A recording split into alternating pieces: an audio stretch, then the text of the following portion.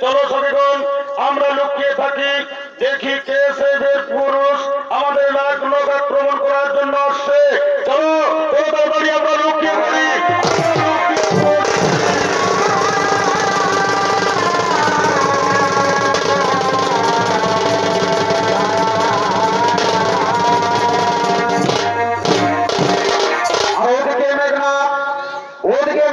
সমস্ত মন্ত্রী সভাপতিদের নিয়ে নাগরিক আক্রমণ করার জন্য আগমন করছে।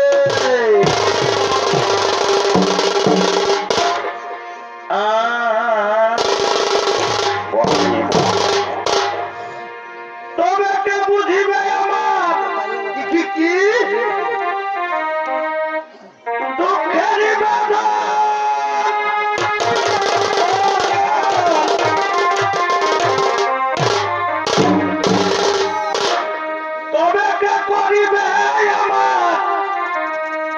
দুঃখ নিবারণ ওই আমি ভেবে ভেবে হইলাম জোড়াগ, শয়নে স্বপনে নিশি জাগরণে। হাইরে হাইরে হাইরে এ ভাই শয়নে স্বপনে নিশি জাগরণে ওই আমি ঘুরে বেড়াই খেপার পাড়া গো, ওই আমি ঘুরে বেড়াই খেপার পাড়া গো, আমার দুনয়নে বহে ধারা গো, আমার দুনয়নে বহে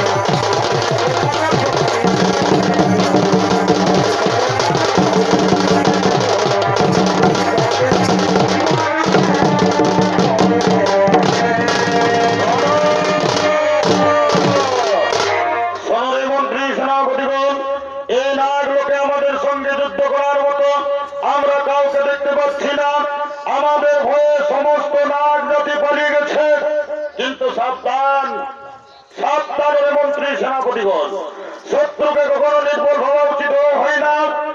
লুকিয়ে থাকা শত্রু হঠাৎ করে বলে আক্রমণ করতে পারে।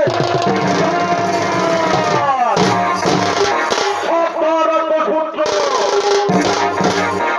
নাগ জাতি দুর্বল নয়, যুদ্ধের জন্য প্রস্তুত হও, যুদ্ধ করে দেখিয়ে দেবো আমরাও দুর্বল নই।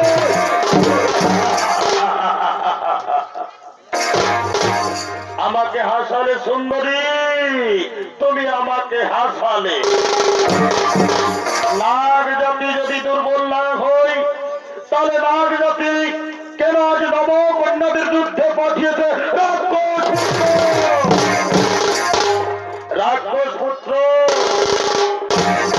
নাগ লোকে বিজয় পেতে হলে তোমাকে নবকন্যাদের সঙ্গে যুদ্ধ করতে হবে।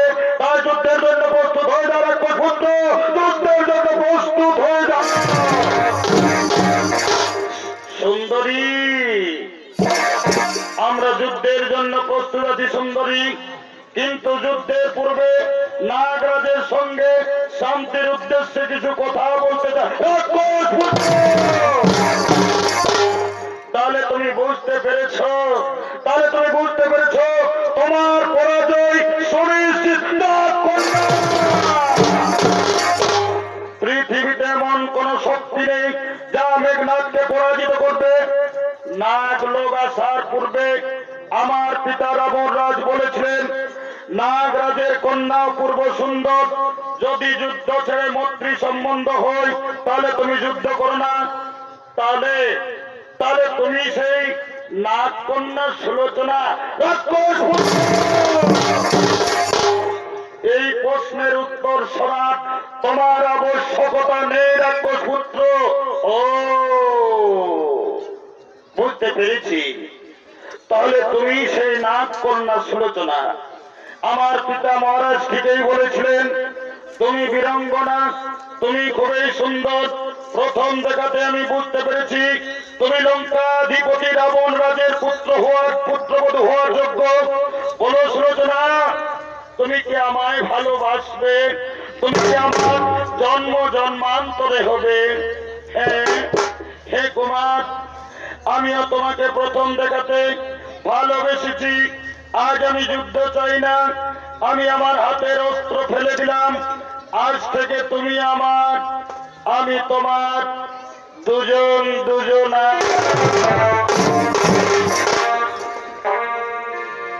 তোমায় আমি দিনে রাইতে, তোমায় আমি দিনে রাইতে বলিবা, আমি খুঁজা মরি রে আমার সোনা বন্ধু রে, যদি না পাই তোমারে আমার সোনা বন্ধু রে, যদি না পাই তোমারে। প্রথম দেখা কালে বন্ধু কথা দিয়েছিলে। সুলোচনা, প্রথম দেখা কালে বন্ধু তুমি কথা দিয়েছিলে। তুমি ভুলিবে না মোরে, বলিবা ভুলিবে না মোরে,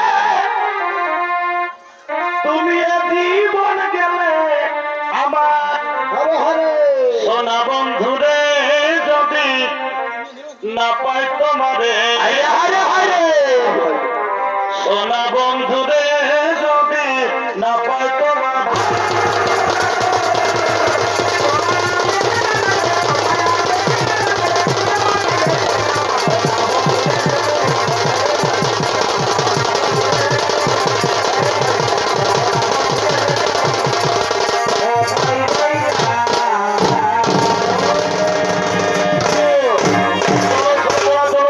এবার আমি তোমাকে লঙ্কায় নিয়ে যাবো।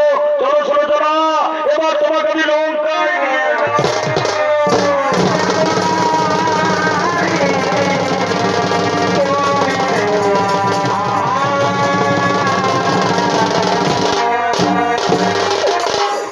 শ্রদ্ধেয় দর্শক মন্ডলী, আপনারা সকলেই জানেন কৈকেয়ী বিড়ম্বনায় রামচন্দ্রের 14 বৎসর বনবাস হয়।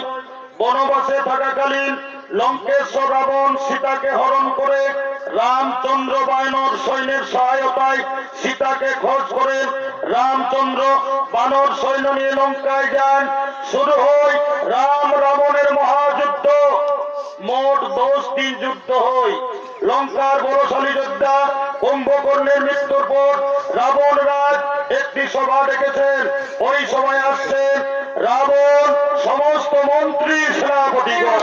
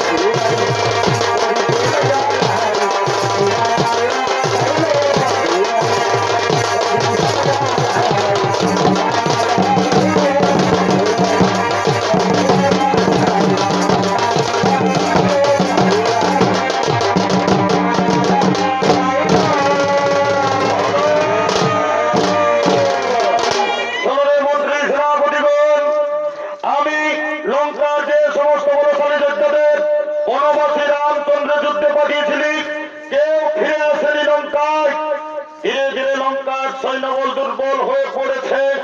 তাই আর আমি যুদ্ধকে দীর্ঘায়িত করতে চাই না।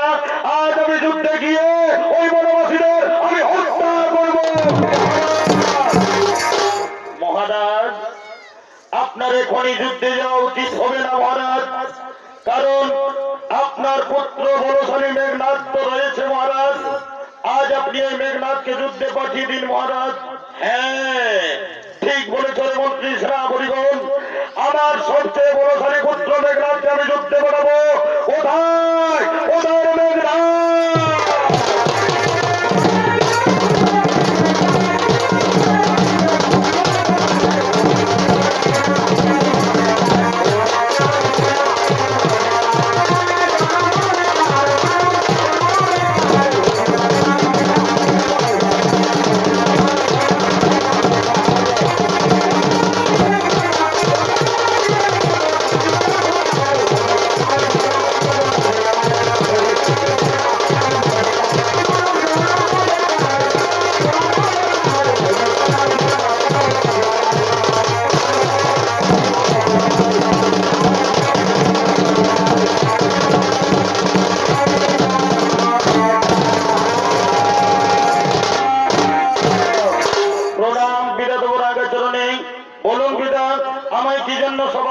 বলছেন পিতা, ওরে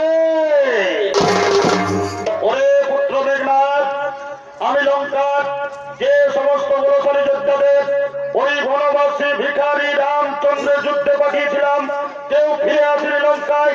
ধীরে ধীরে আমার লঙ্কার সৈন্যবল দুর্বল হয়ে পড়েছে, আর আমি যুদ্ধকে দীর্ঘায়িত করতে চাই না। তাই আমি মনে ভেবেছিলাম আজ আমি নিজে যুদ্ধে গিয়ে ওই বনবাসীদের আমি হত্যা করব। কিন্তু আমার মনে পড়লো আমার বলশালী পুত্র মেঘনাথ রয়েছে, আজ আমি মেঘনাথকে যুদ্ধে পাঠাবো। ওরে পুত্র মেঘনাথ, আজ তুই যুদ্ধে যা বাবা, ওই বনবাসী ভিখারি রামচন্দ্রের মাথা কেটে তুই আমার তরল তুলে এনে দিবি। পিতা, হে পিতা, আপনার আজ্ঞায় শ্রদ্ধার্য পিতা, আপনি চিন্তা করবেন না পিতা, ওই বনবাসী রাম লক্ষ্মণের মাথা কেটে আমি তোমার তরল তুলে এনে দেবো পিতা। পিতা, আমি যুদ্ধের জন্য প্রস্তুত হয়ে নিচ্ছি, আপনার অন্তর মহলে যান পিতা, আপনার অন্তর মহলে যান।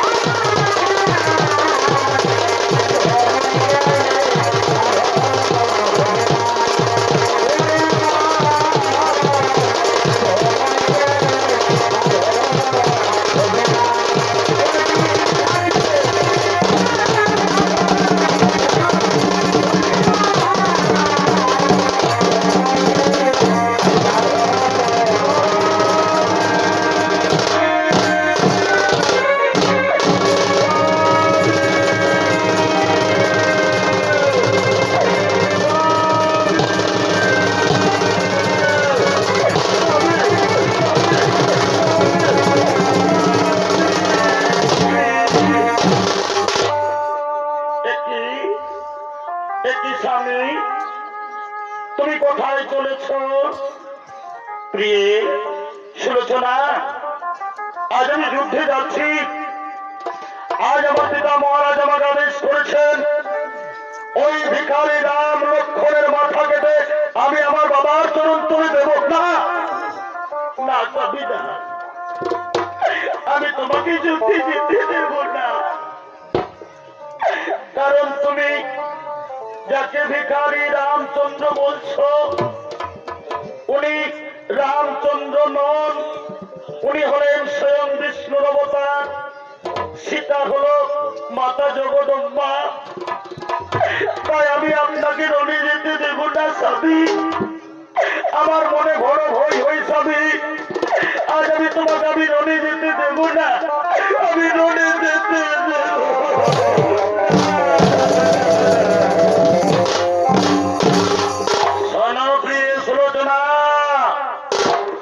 রামচন্দ্র যদি স্বয়ং বিষ্ণুর অবতার হয়, আজ মেঘনাথের হাতে তাকে কেউ বাঁচাতে পারবে না। তার শির কেটে আমার বাবার চরণ তুলে এনে দেব। না স্বামী না, আমার বিশ্বাস হয় না।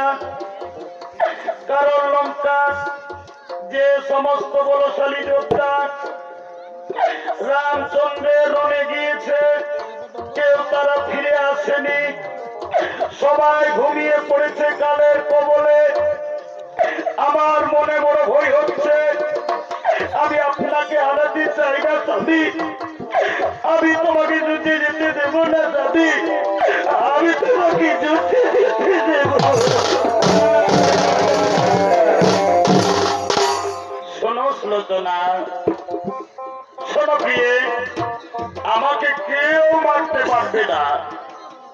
আমাকে মারতে পারবে যে 14 বৎসর অনাহারে আছে, যে 14 বৎসর নিদ্রা যায়নি, যে 14 বৎসর নারীর মুখ দর্শন করেনি, সেই আমাকে মারবে। কিন্তু রামচন্দ্রের শিবিরে আমি কাউকে দেখতে পাচ্ছি না। তাই তুমি ভয় পেও না প্রিয়ে, তুমি আজ আমাকে হাসি মুখে বিদায় দাও। শোনো প্রিয়ে, তুমি আমার জন্য বিজয়ী মালা গেঁথে রাখবে। আমি যুদ্ধে জয়ী হয়ে আমি সর্বপ্রথম তোমার কাছে আসব। তুমি তোমার হাতের বিজয়ী মালা আমাকে পরাবে। তাই তুমি আর আমাকে যুদ্ধে যেতে বাধা দিও না প্রিয়ে, তুমি আমাকে যুদ্ধে যেতে বাধা দিও না। না না স্বামী না। আমি তোমাকে রনে যেতে দেব না। আমার মন বড় বিচলিত। আজ রাত্রে আমি অশুভ স্বপ্ন দেখেছি, কে যেন আমার স্বামীকে আমার কাছ থেকে কেড়ে নিচ্ছে। না না না, আমি আমার স্বামীকে কেড়ে নিতে দেব না। আমার মনে বড় ভয় হয়। আজ আমি রাত্রে অশুভ স্বপ্ন দেখেছি, যদি স্বপ্ন সত্যি হয়ে যায়। এটি সুলোচনা, তুমি রাত্রে কি অশুভ স্বপ্ন দেখেছ? তুমি আমাকে সেই অশুভ স্বপ্নের কথা তুমি আজ আমাকে খুলে বলো।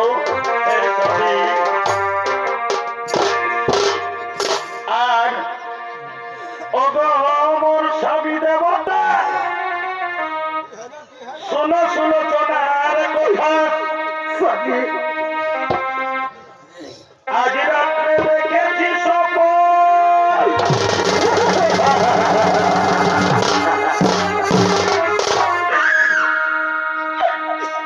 এগো লঙ্কায় বুঝি ভূতে এসেছে। স্বামী আমার স্মৃতির সিঁদুর কেড়ে নিচ্ছে, আরো কেড়ে নিচ্ছে হাতের লোহা।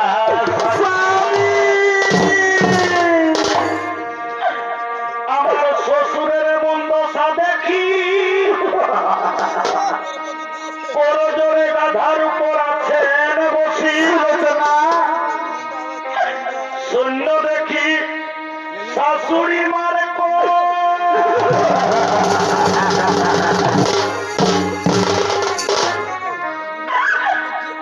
এগো তাই তুমি যেও না বলে, আমি একা ঘরে থাকিতে মনে। আমি সুলোচনা নবীন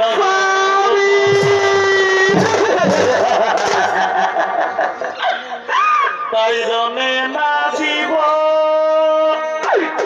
সবই, রনে না দিব,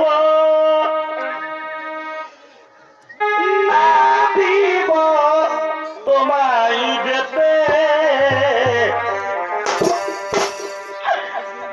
অশুভ দেখেছি খবর রাজনীতিতে, রনে না দিব, রনে না দিব, না দিব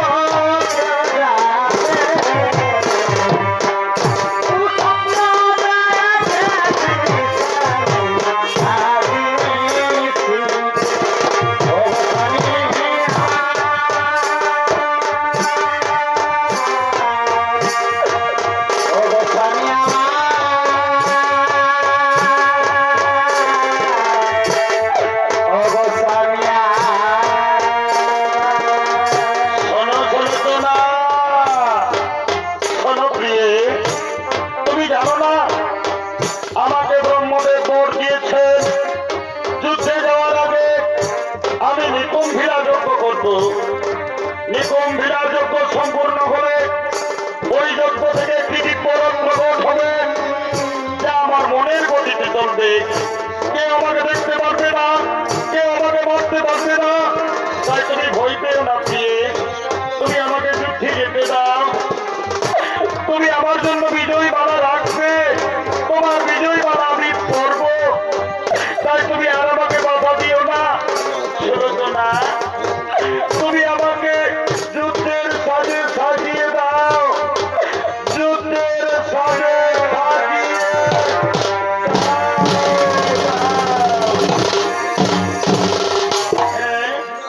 হে স্বামী, আর আমি তোমাকে বাধা দেব না, আর আমি তোমাকে যুদ্ধে যেতে বাধা দেব না। আজ আমি আপনাকে যুদ্ধের সাজে সাজিয়ে দেব। আপনি দাঁড়ান, দাঁড়ান স্বামী। আজ আমি প্রতিবরণ করে আমি নিজের হাতে তোমাকে যুদ্ধে সাজে সাজিয়ে দেব জীবনের সার তুমি প্রভু গো আমার জীবনের সার তুমি প্রভু গো আমার স্বামী প্রণাম জানাই স্বামী চরণে তোমার প্রণাম জানাই স্বামী চরণে তোমার জীবনের সার তুমি প্রভু গো আমার জীবনের সার প্রভু গো আমার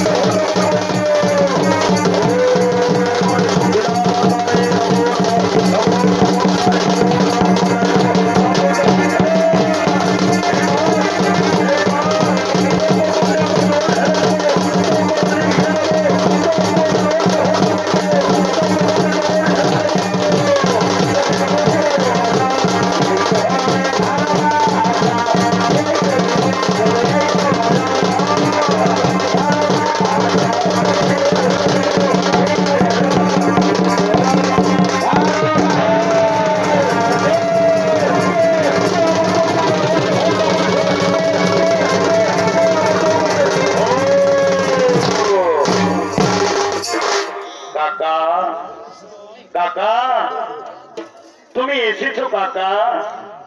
কাকা বলো না কাকা, আমি তোমার পুত্র হয়ে তোমার কি অন্যায় করেছি যে তুমি গোপন এই নিকুম্বিরা মাতার মন্দিরের পথ তাদেরকে বলে দিয়েছ?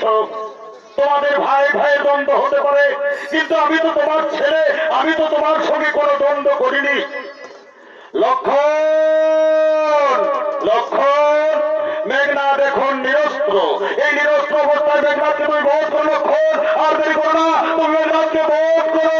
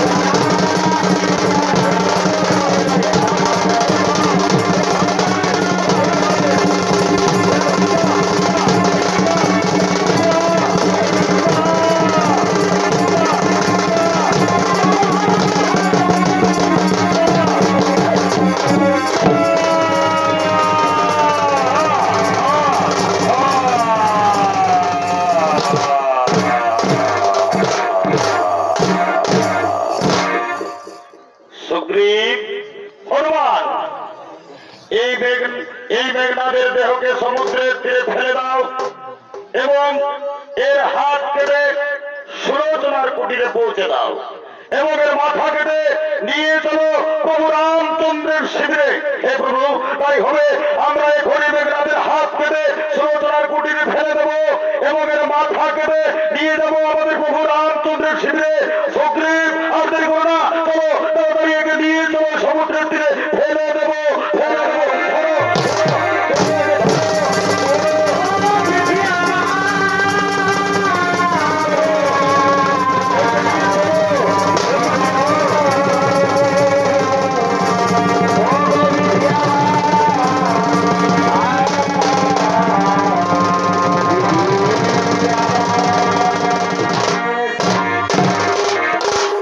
আজ সুলোচনার মন বড় চঞ্চল। স্বামী যুদ্ধে গেছে, তাই সুলোচনা বিজয় মালা হাতে নিয়ে নিজ শয়ন কক্ষে আগমন করছে। স্বামী!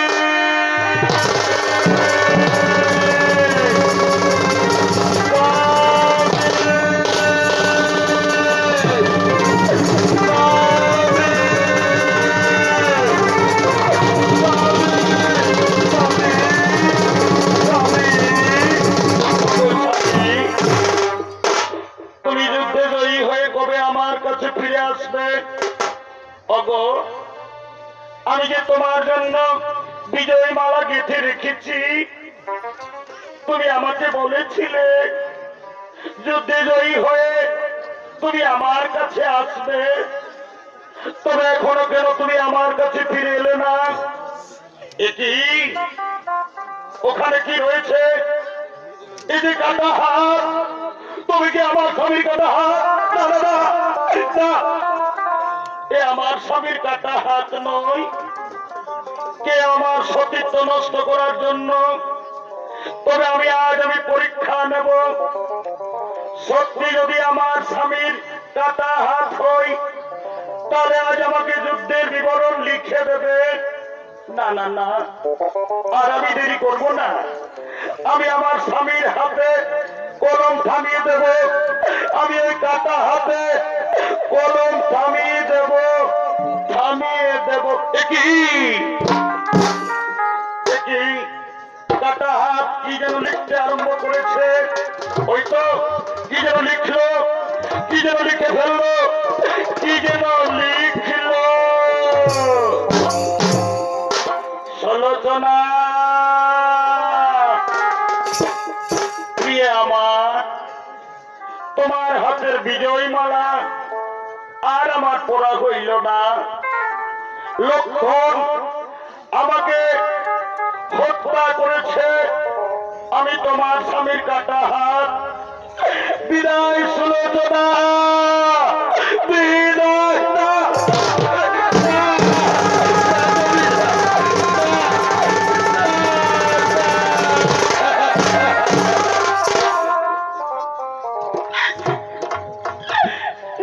সাবিনা, তুমি আমাকে ছেড়ে চলে যেতে পারো না। তুমি আমাকে বলেছিলে কেউ আমাকে যুদ্ধে জয়ী করতে পারবে না। তবে কেন কেন তুমি আজ কালের কবলে ঘুমিয়ে পড়লে? কেন তুমি আমাকে মুখ ফিরিয়ে দিলে? হে বিধাতা, কেন তুমি আমার স্বামীকে কেড়ে নিলে? আমি যে পূর্ণ যৌবনা, আমি কেমন করে স্বামী হারা হয়ে বাঁচবো? না না না, আমি আমার স্বামীকে ছেড়ে বাঁচবো না। আমি আমার স্বামীকে ছেড়ে বাঁচবো না।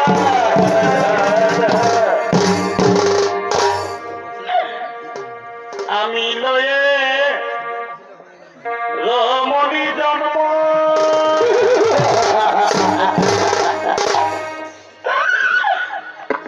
আমি না বুঝিলাম এই স্বামীর মরম গো।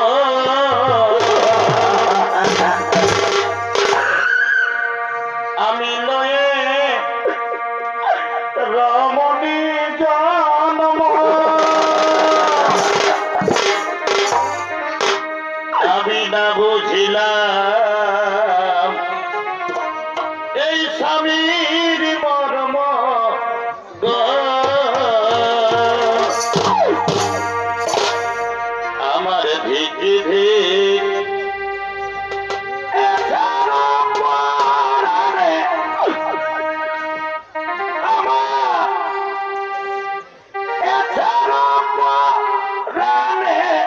দারুণ বিধিরে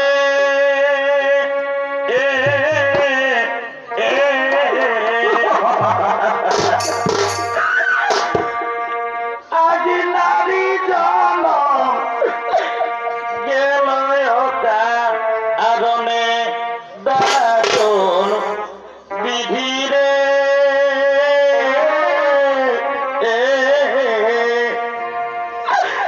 নারী জনম গেল আরণে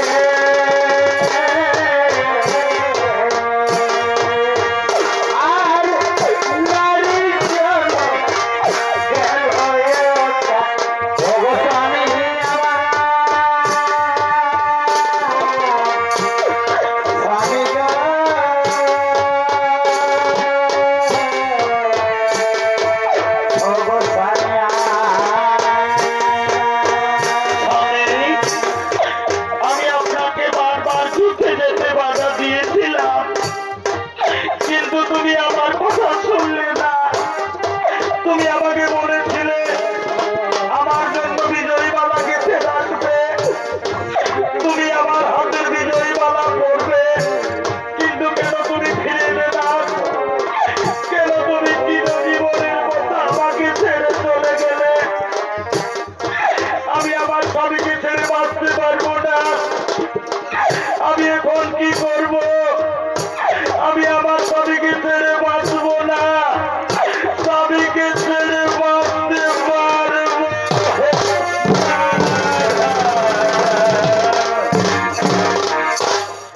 ওরে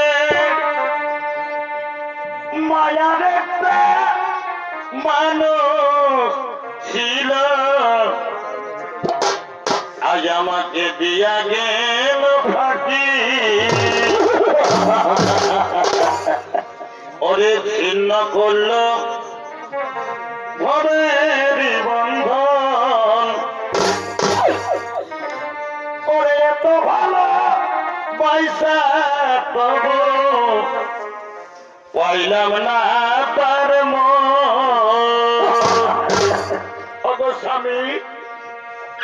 তুমি আজ রণবীর গতি হয়ে তুমি আমাকে ছেড়ে চলে গেলে, আমি তোমাকে ছেড়ে বাঁচতে পারবো না। আজ আমিও তোমার কাছে যাব, আমি তোমার চিতায় আমার নিজের জীবন দিয়ে আমি সতী হয়ে তোমার কাছে যাব। কিন্তু কেমন করে আমি সতী হব? আমার স্বামীর মাথা নেই, আমার স্বামীর দেহ নেই। মনে পড়েছে আমি আমার শাশুড়ি মায়ের কাছে যাব, আমার শ্বশুরের কাছে যাব, আমার শাশুড়িকে বলবো তুমি আমার স্বামীর কাটা মাথা এনে দাও, আমি সত্যি হব, আমি আমার স্বামীর কাছে যাব। না না, আর আমি দেরি করবো না, আমি আমার শাশুড়ি মায়ের কাছে যাব। মা,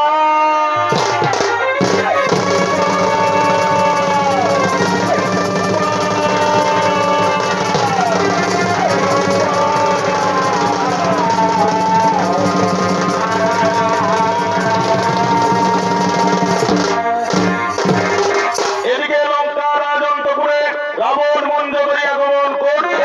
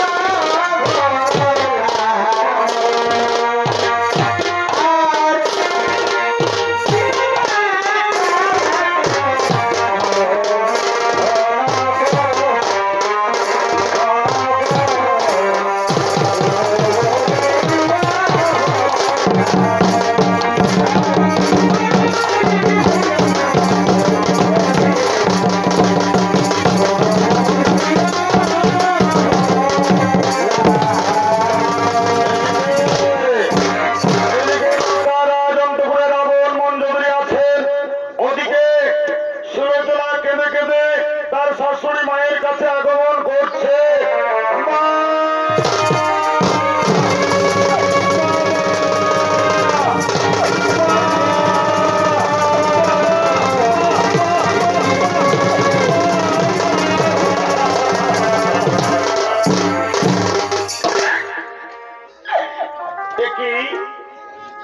একই পুত্রী সুলোচনা, কেন তুই মা মা বলে বিচলিত হয়ে আমার কাছে এসেছিস? মা, ওগো মা, তোমার দু চোখে জল, আমার পুত্র মেঘনাথ কি সকুশলে যুদ্ধ থেকে ফিরে এসেছে? বল মা, বল, আমার পুত্র কি সকুশল যুদ্ধ থেকে ফিরে এসেছে? মা, মা গো, আজ তোমার ছেলে আর বেঁচে নেই। মা, তোমার কোল শূন্য করে আমাদের চিরজীবনের মতো ছেড়ে বীর গতি পেয়েছে। মা, এই দেখো, এই দেখো মা, আমার স্বামীর কাটা হাত।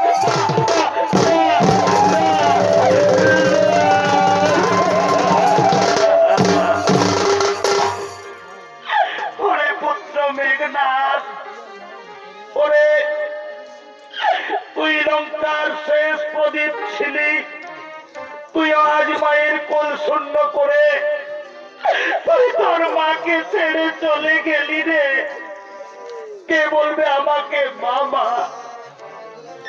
কে বলবে আমাকে মামা? ওরে মেঘনাথ, তোর জন্মের সময় মেঘ গর্জন করেছিল, এই জন্য নাম রেখেছিলাম মেঘনাথ। সবাই বলেছিল কেউ তোকে যুদ্ধে পরাজিত করতে পারবে না। তবে কেন, কেন রে পুত্র আজ মায়ের কোল শূন্য করে আজ তুই তালের কোমলে ঘুমিয়ে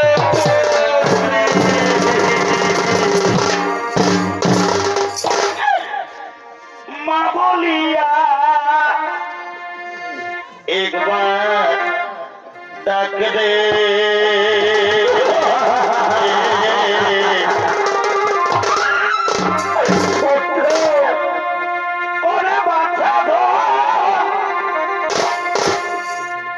কেমন করে থাকি বলো, ওরে তোমার রিয়া রে, ওরে পুত্র মেঘনাথ রে, তুই কোথায় গেলি রে পুত্র আমার মেঘনাথ রে, কোথায় চলে গেলি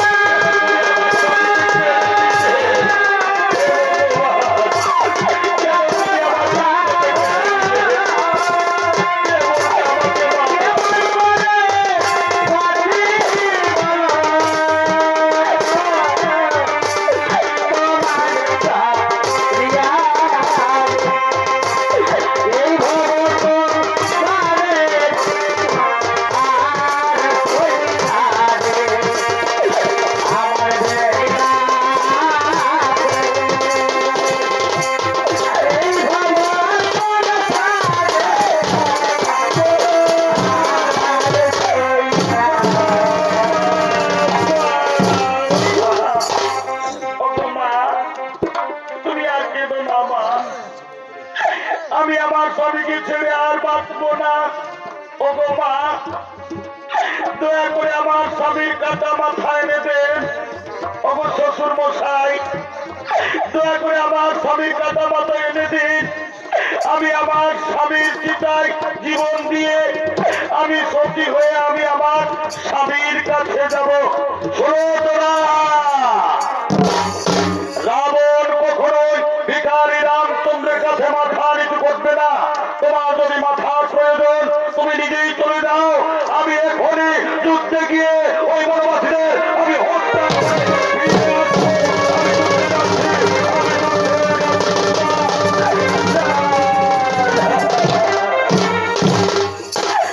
ওরে সুলোচনা, ওরে মা, তুই আর কাঁদিস না মা, চল মা চল, তুই রামচন্দ্রের শিবিরে যাবি। রামচন্দ্র বড় দয়ালু, তুই তোর স্বামীর মস্তক চেয়ে নিবি। রামচন্দ্র তোকে কখনো খালি হাতে ফিরাবে না মা, চল মা চল, তুই ওই রামচন্দ্রের শিবিরে যাবি। তো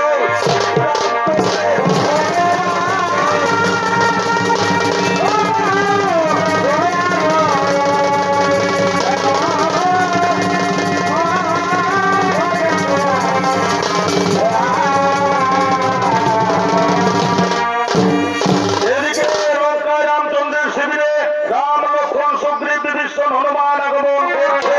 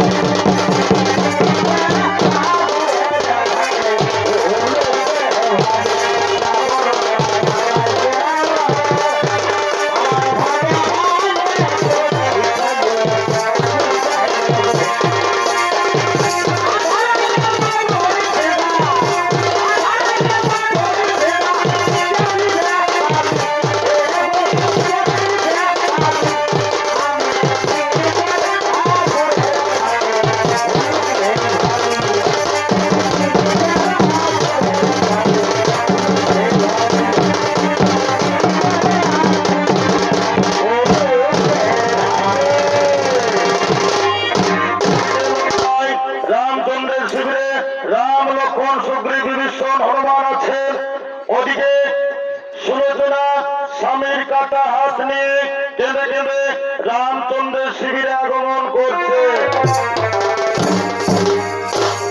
মা গো, পথ যে হারাইয়ে যায়, মা গো, পথ যে হারাইয়ে যায়, বলো মা গো, আমি বাঁচিব কেমনে, বলো মা গো, আমি বাঁচিব কেমনে, আধার জড়ি তোকানা,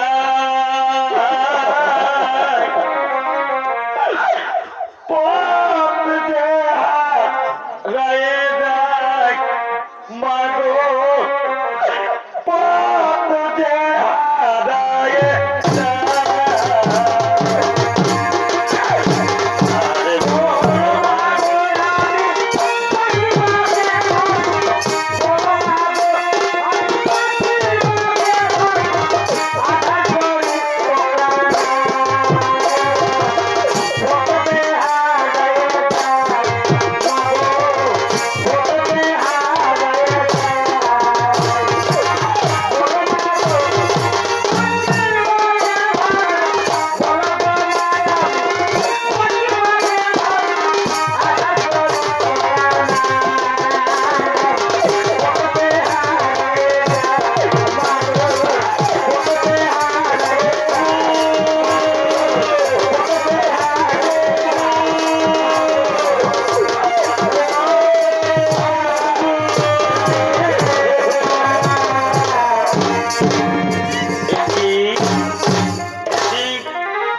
এটি পুত্রী সুলোচনা, কেন তুমি শত্রুদের শিবিরে এসেছো মা?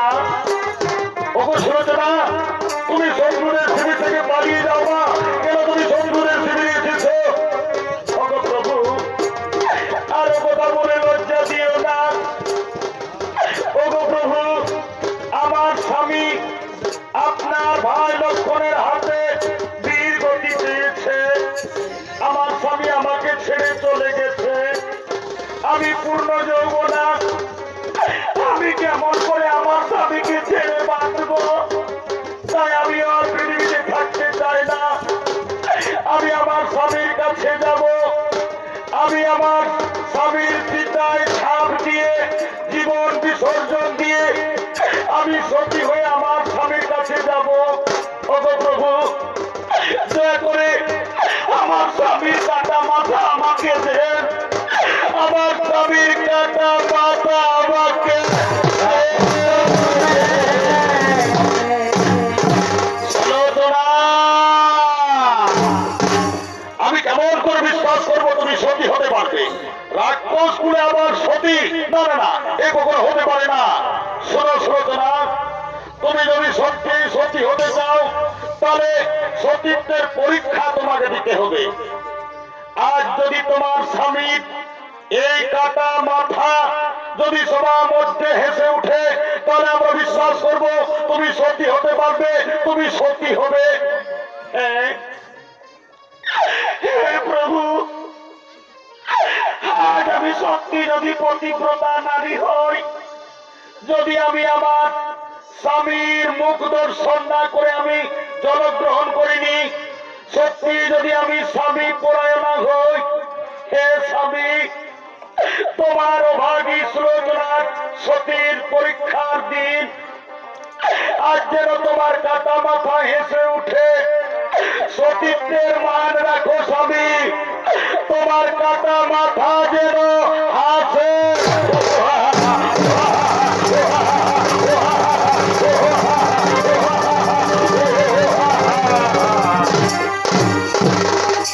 মা, মা সুলোচনা, আজ আমি বুঝতে পেরেছি মা, তুমি সত্যি সত্যি, তোমার স্বামীর কাটা মাথা আজ সবার মধ্যে হেসে উঠলো। ওগো মা, এই নাও মা, এই নাও মা তোমার স্বামীর কাটা মাথা, তুমি সত্যি যাও মা, তুমি সত্যি যাও। ওরে সুগ্রীব, ওরে হনুমান, যাও তোমরা সমুদ্রের তীরে এই মাতা সুলোচনাকে তোমরা চিতা সাজিয়ে দেবে। ওই চিতায় মাতা সুলোচনা সতী হয়ে স্বামীর কাছে চলে যাবে। হে প্রভু, আর আমরা দেরি করব না, এখনই আমরা সমুদ্রের তীরে গিয়ে চিতা সাজাবো। সেই চিতায় আমাদের মাতা সুলোচনা সতী হয়ে স্বামীর কাছে যাবে। চলো এবার আমরা সমুদ্রের তীরে যাব।